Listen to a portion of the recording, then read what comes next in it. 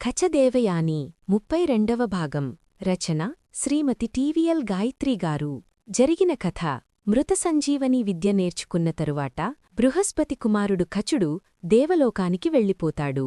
అతడిని ప్రేమించిన శుక్రాచార్యుని కుమార్తె దేవయాని నిరాశ చెందుతుంది. దుఃఖంతో ఉన్న దేవయానిని రాక్షసరాజు వృషపర్వుని కుమార్తె శర్మిష్ఠకు స్నేహితురాలిగా పంపుతాడు శుక్రాచార్యుడు.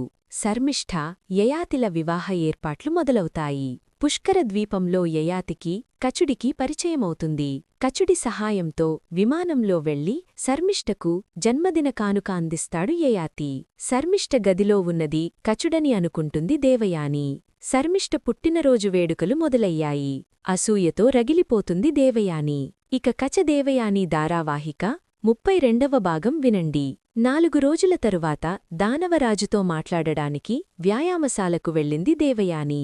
ప్రతిరోజూ ప్రొద్దున్నే తన సేనానాయకులతో ద్వంద్వయుద్ధం, కత్తియుద్ధం లాంటివి చేస్తూ ఉంటాడాయన. దేవయానిని చూడంగానే మహారాజు తన వాళ్లందర్నీ పంపించివేసి ఆమె దగ్గరకు వచ్చాడు. ఏమిటి తల్లీ, ఇలా పొద్దున్నే లేచి వచ్చావు? మీతో మాట్లాడదామని. కూర్చో తల్లీ. నాన్నగారి గురించేనా? వారు వచ్చేసరికి మరొక 4 రోజులు పడుతుందని కబరొచ్చిందమ్మా. నాన్నగారి గురించి కాదండి. శర్మిష్ఠ పుట్టినరోజునాడు నేనొక వింతను గమనించాను. అది మీతో చెప్పదామని. అవునమ్మా, మన వాళ్లల్లో కొంతమంది ఆకాశంలో పెద్ద వెలుగును చూశారట. అదే కాదు, అంతఃపురానికి కాపలాగా ఉన్న భటులు ఎక్కడివాళ్లక్కడ సొమ్మసిల్లిపడి ఉన్నారు. పూలతోటలోకి ఎవరో అగంతకులు వచ్చి వెళ్లారంటానికి సాక్ష్యంగా కొన్ని గుర్తులు, పాదముద్రలు కనిపించాయి. రాజనగరకు భద్రతను పెంచాను. వాళ్లు ఎవరో కనుక్కోవటానికి మన గూఢచారులు ప్రయత్నిస్తున్నారు. అలా దొంగతనంగా తోటలోకి వచ్చిన వాళ్ళని నేను చూశాను మహారాజా. ఎవరు? అతడు కచుడు మహారాజా. ఓ 10-15 మంది దేవగంధర్వజాతి వాళ్లను వెంటబెట్టుకుని సాయుధుడై వచ్చాడు. అతడిని నేను గుర్తుపట్టాను. నాకు ఒక విషయం అర్థం కాలేదు. అతడి వెంట ఆడపిల్లలు కూడా వచ్చారు. మీకు తెలియజేయాలని అనుకునే లోపల వాళ్లు మాయమయ్యారు. కాసేపటికి ఆకాశంలో పెద్ద వెలుగు కనిపించింది. అది ఒక వెలుగుతున్న యంత్రంలాగా ఉంది.